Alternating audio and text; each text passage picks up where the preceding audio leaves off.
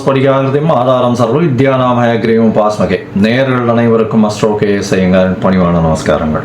நேயர்கள் அனைவருக்கும் விஸ்வாவசு தமிழ் புத்தாண்டு நல்வாழ்த்துக்கள். எல்லாருக்கும் சௌக்கியமும் மங்களமும் உண்டாகட்டும். ஏப்ரல் 14, 2025 13, 4, 2026 வரணும் உண்டான காலகட்டத்தை தமிழ் வருஷ பரப்பு, தமிழ் வருடம் என்று சொல்கிறோம். அது தமிழ் மாதத்தின் மூலியமாக தமிழ் வருடம் விஸ்வாவசு வருஷம் பிறக்கிறது. இப்போது நம்மளுக்கு போன வருஷம்ன்றது பார்க்கும்போது குரோதி வருஷம்னு சொல்கிறது, இப்போ விஸ்வாவசு வருஷம். சரி, இந்த விஸ்வாவசு வருஷத்தில் என்னென்ன கிரகச்சாரங்கள், கிரக மாற்றங்கள் இருக்குது, இந்த வருஷம் பிறக்கும் பொழுது என்ன கிரக நிலைகள் இருக்குது, என்னென்ன கிரகங்கள் மாற்றங்கள் அமையிறது, பெரிய கிரகங்கள் வருட கிரகங்கள்னு சொல்லக்கூடிய சூரியன், அதாவது குரு, சனி, ராகு, கேது இவர்களுடைய மாற்றங்கள் என்ன, மாத கிரகங்கள்னு சொல்லக்கூடிய சூரியன், செவ்வாய், புதன், சுக்கிரன் இவா 4 பேரும் மாத கிரகங்கள்னு சொல்லக்கூடியது. சந்திரன் தினக்கோள், அதாவது 2.25 நாளைக்கு ஒரு ராசியிலிருந்து அடுத்த ராசிக்கு போகிறார்.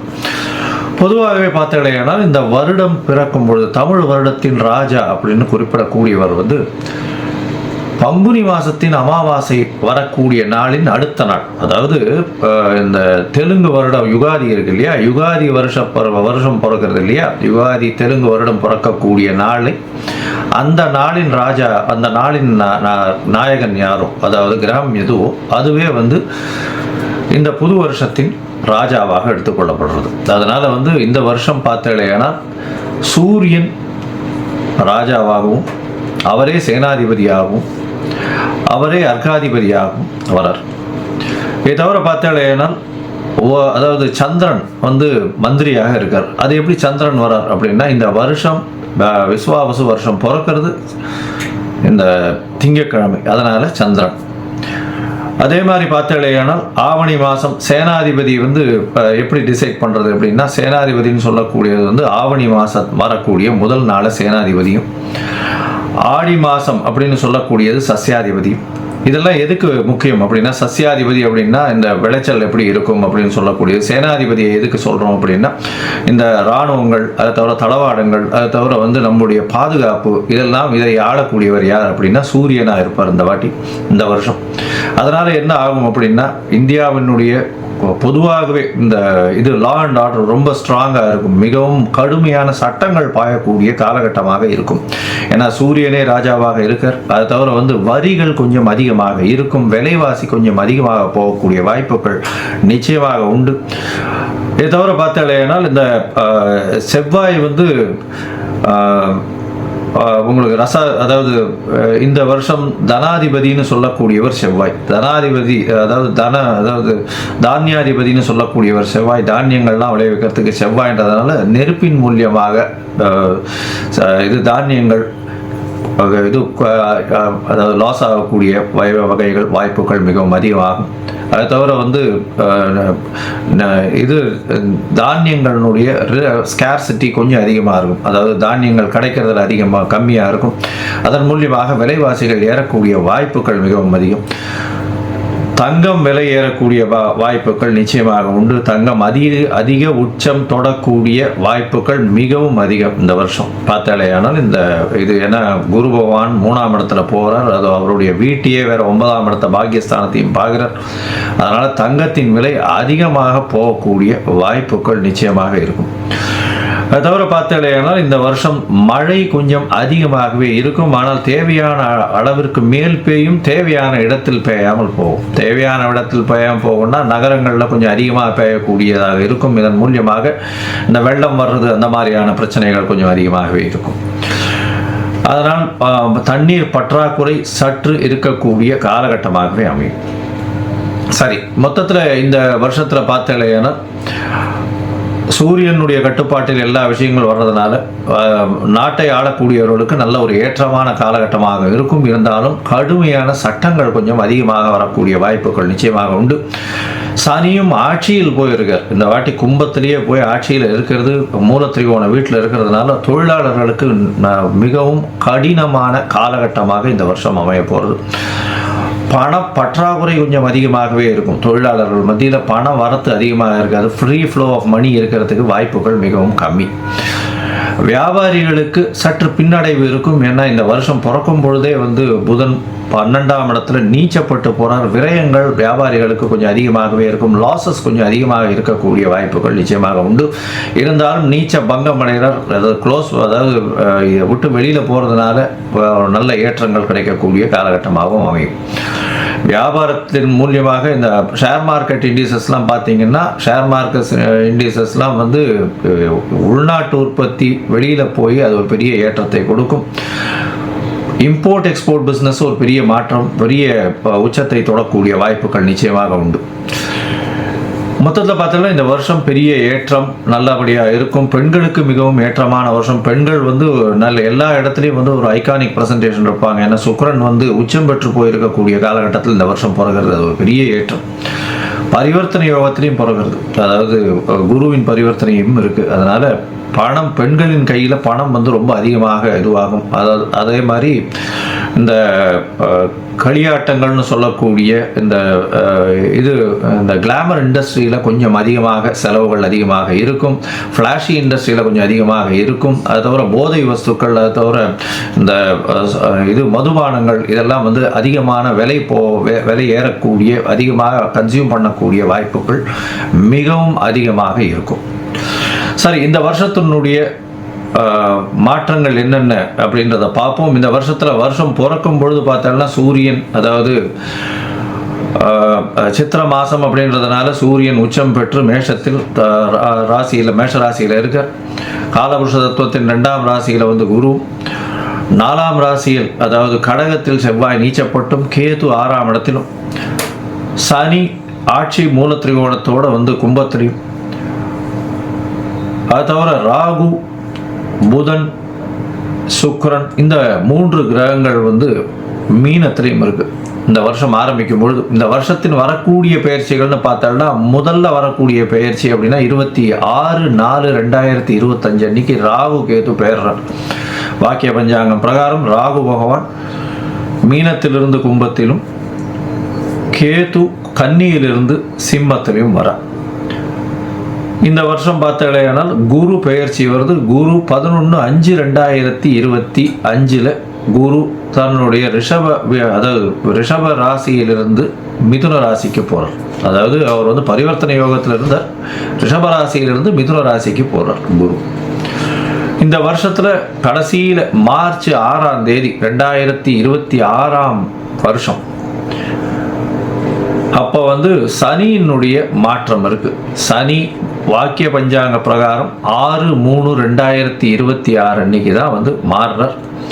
கும்பத்திலிருந்து மீனத்துக்கு போகிறார்.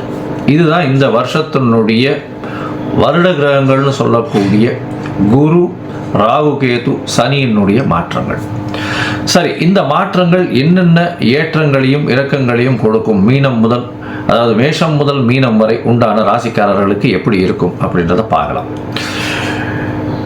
இது நடுவில் என்னுடைய மொபைல் நம்பர் ஸ்க்ராலிங்கில் வந்துட்டு இருக்கும். உங்களுக்கு அஸ்ட்ராலாஜிக்கல் கன்சல்ட் தேவைப்பட்டதுன்னா நீங்கள் எனக்கு ஃபோன் பண்ணுங்க. உங்களுக்கு உண்டான அப்பாயின்மெண்ட்டு தரேன்.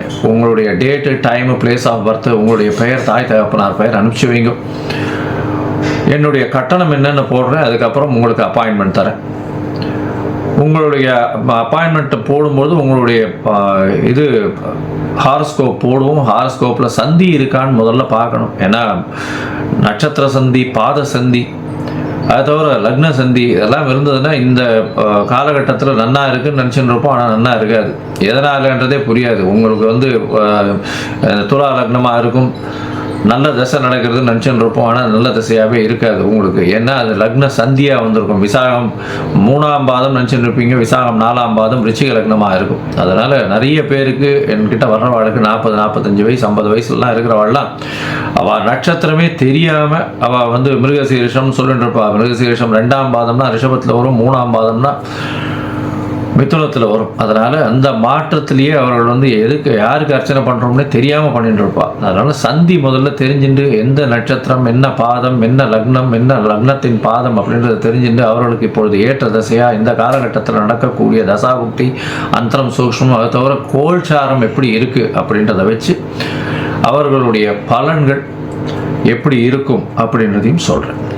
சரி, இப்போ மேஷம் முதல் மீனம் வரை விஸ்வாசு வருஷம் 2025-26 ஏப்ரல் 14 முதல் 2025 ஏப்ரல் 13 வரை 2026 வரை உண்டான பலன்கள் ஒன்றொன்னா பார்க்கலாம். தனுசு, மூலம், பூராடம், உத்திராடம் இந்த 3 நட்சத்திரம் 9 பாதங்களை கொண்ட ராசி. ராசியின் அதிபதி அப்படின்னு சொல்லக்கூடியவர் குரு. இவ்வளவு நாளாக உங்களுக்கு ஒரு பெரிய ப்ராப்ளம் இருந்தது. ராசிநாதன் 6ஆம் இடத்துல போய் இருந்தார், மறைஞ்சிருந்தார். உடல் நலத்தில் சற்று பின்னடைவு இருந்துகிட்டே இருந்தது. இப்போ பார்த்தாலேயானால் இந்த வருஷம் ஆரம்பித்ததுலேருந்து பார்த்தாலும்னா குரு உங்களுடைய ராசிக்கு 7ஆம் இடத்துல போகிறார். பொதுவாகவே பார்த்தாலும்னா வருஷ பலன்னு சொல்லும்பொழுது குரு, சனி, ராகு, கேத்துவனுடைய மாற்றங்களை வச்சு தான் வருஷ பலனை சொல்லுவோம். இந்த குரு உங்களுடைய ராசிக்கு ராசிநாதன் 7ஆம் இடத்துல போய் இருக்கிறதுனால கண்டிப்பாக திருமண பாக்கியம் உண்டு. உடல் நலத்தில் நல்ல ஏற்றம் இருக்கக்கூடிய காலகட்டமாக இருக்கும். கூட்டு தொழிலில் எல்லாமே கைகூடக்கூடிய காலகட்டமாக அமையப்போகுது. முயற்சிகள் எல்லாமே வெற்றி பெறக்கூடிய பாக்கியம் உண்டு. உங்களுக்கு பார்த்தோம்னா தொழிலில் அபரிமிதமான லாபம், அபரிமிதமான ஏற்றம் இருக்கக்கூடிய காலகட்டமாக அமையப்போகுது. உங்களுடைய ராசிக்கு பார்த்தாலேயானால் ராசியிலேயே பார்க்குறார். அதாவது உங்களுடைய ராசிக்கு 7ஆம் இடத்துல இருக்கக்கூடிய குரு பகவான் 26/11/5/2025 உங்களுடைய ராசிக்கு சப்தமத்துக்கு குரு வந்து உங்களுடைய ராசியை பார்க்கறது பெரிய ஏற்றம். அதை தவிர பார்த்தீங்கன்னா உங்களுடைய ராசிக்கு 11ஆம் இடத்தையும் பார்க்குறாரு, 3ஆம் இடத்தையும் பார்க்குறாரு. இதன் மூலியமாக நல்ல ஒரு ஏற்றம் இருக்கும். முயற்சிகள் எல்லாமே வெற்றி பெறக்கூடிய வாய்ப்புகள் நிச்சயமாக இருக்கும். மூத்த சகோதரர்கள் மூலியமாக சிறு சிறு பிரச்சனைகள் வந்தாலும் வெற்றி வாகை சூடக்கூடிய வாய்ப்புகள் நிச்சயமாக இருக்கு. ராசிக்கு 11ஆம் இடத்துல நல்ல ஒரு ஏற்றம் இருக்கக்கூடிய காலகட்டம். அதாவது தொழில் ஸ்தானம், சொந்த தொழில் பண்ணுறவாளுக்கெல்லாம் பெரிய ஏற்றம் கிடைக்கக்கூடிய வாய்ப்பு உண்டு. 3ஆம் இடத்தில் வந்து முயற்சி ஸ்தானத்தில் சனி பகவான் இருக்கிறதுனால முயற்சிகளில் எல்லா விதமான முயற்சிகளும் வெற்றி பெறும். இருந்தாலும் இளைய சகோதரர்களோட சிறு சிறு மனக்கசப்பு இருக்கக்கூடிய வாய்ப்புகள் உண்டு. திருமண பாக்கியம் உண்டு. 2வது திருமணம், அதாவது கல்யாணமாய் பிரிஞ்சிருந்தாங்க, அதாவது தனியாக இருக்காங்க, அந்த மாதிரியான பொசிஷன் இருக்கும்பொழுது 2வது திருமணம் ஆகக்கூடிய வாய்ப்புகளும் இந்த வருஷத்தில் நிச்சயமாக வரும். 11ஆம் இடத்தை குரு பார்க்கறது கண்டிப்பாக பெரிய ஏற்றத்தை கொடுக்கக்கூடிய காலகட்டமாக அமையப்போகுது. உங்களுடைய ராசிக்கு பார்த்தோம்னா முயற்சிகள் அனைத்தும் வெற்றி பெறக்கூடிய வாய்ப்புகள் உண்டு. 26/4/2025 பார்த்தோம்னா உங்களுடைய ராசிக்கு 4ஆம் இடத்துல இவ்வளவு நாள் ராகு இருந்தவர் உங்களுடைய ராசிக்கு 3ஆம் இடத்துக்கு வர 9ஆம் இடத்துல கேத்து போகிறார். இதன் மூலியமாக என்ன ஆகும் அப்படின்னா முயற்சிகள் எல்லாமே வெற்றி பெறும். புதிய முயற்சிகள் எடுப்பீங்க. எடுத்த முயற்சிகள் அனைத்தும் வெற்றி பெறும். எந்த இடத்துலேருந்து, அதாவது உங்கள் எழுத்து பணியில் இருக்கிறவங்க, கவிஞர்கள், கலைஞர்கள், கட்டுரை எழுதுகிறவங்க, அதை தவிர தங்க வியாபாரம் செய்பவர்கள், அதை தவிர இது பேங்கிங் இண்டஸ்ட்ரியில் இருக்கிறவங்க, இவங்களுக்கெல்லாம் பெரிய ஏற்றம். டீச்சர்ஸு, ப்ரொஃபஸர்ஸு, இவங்களுக்கெல்லாம் பெரிய மாற்றங்கள் வரக்கூடிய வாய்ப்புகள் உண்டு. 3ஆம் இடத்தில் இருக்கக்கூடிய சனி மிகப்பெரிய ஏற்றத்தை கொடுக்கக்கூடிய காலகட்டம். ராகுவும் சேர்ந்து இருக்கிறதுனால அபரிமிதமான எண்ண அலைகள் அதிகமாக ஓடக்கூடிய காலகட்டமாக அமையும்.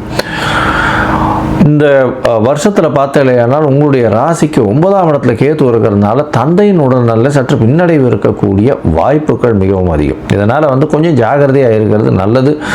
ஹாஸ்பிட்டலைசேஷன் ஏதாவது போக வேண்டிய கட்டாயம் வரலாம். கொஞ்சம் ஜாகிரதையாக பார்த்துக்கிறது நல்லது. வெளிநாடு போய் படிக்கணும்னு நினைக்கிற மாணவர்களுக்கு சற்று பின்னடைவு ஏற்படும். ஏன்னா 9ஆம் இடத்துல கேத்து பகவான் போகிறதுனால சிறு சிறு பிரச்சனைகளை உண்டாக்குவார். இருந்தாலும் உங்களுடைய விடாமுயற்சியின் மூலியமாக வெளிநாடு சென்று படிக்கக்கூடிய, மேல் படிப்பு படிக்கக்கூடிய பாக்கியத்தை நிச்சயமாக கொடுப்பார். உங்களுடைய ராசிக்கு பார்த்தீங்கன்னா 3ஆம் இடத்தில் இருக்கக்கூடிய சனியின் மூலியமாக எல்லா விதமான முயற்சிகளும் வெற்றி பெறும். மொத்தத்தில் பார்க்கும்போது இந்த தனுசு ராசிக்காரர்களுக்கு ராசிநாதன் சமசப்தமத்தில் வர்றது பெரிய விசேஷம். திருமண பாக்கியம் நிச்சயமாக உண்டு. இவ்வளவு நாளாக திருமண தடங்கள் இருந்தவாளுக்கு திருமண பாக்கியம் உண்டு. உடல் நலத்தில் நிச்சயமான ஏற்றம் இருக்கும். எடுத்த காரியங்கள் அனைத்தும் வெற்றி பெறும். முயற்சிகள் அனைத்தும் வெற்றி பெறக்கூடிய வாய்ப்புகள் நிச்சயமாக உண்டு. தாயின் உடல்நிலையில் நல்ல ஒரு ஏற்றம் இருக்கும். தந்தையின் உடல்நிலையில் சற்று பின்னடைவு இருக்கக்கூடிய வாய்ப்புகள் மிகவும் அதிகம். வெளிநாடு போய் வரக்கூடிய வாய்ப்புகள் நிச்சயமாக இருக்கும். உங்களுடைய ராசிக்கு 2வது திருமணம் பார்த்து கொண்டிருப்பவர்களுக்கு கண்டிப்பாக 2வது திருமணம் ஆகக்கூடிய வாய்ப்புகள் கண்டிப்பாக உண்டு. தொழில் சற்று பின்னடைவு இருந்தாலும் வெற்றி பெறக்கூடிய வாய்ப்புகள் நிச்சயமாக இருக்கும். முயற்சிகள் அத்தனையும் கைகூடும். பார்ட்னர்ஷிப் தொழில், அதாவது கூட்டு தொழிலில் நிச்சயமான வெற்றி கிடைக்கக்கூடிய வாய்ப்புகள் கண்டிப்பாக உண்டு.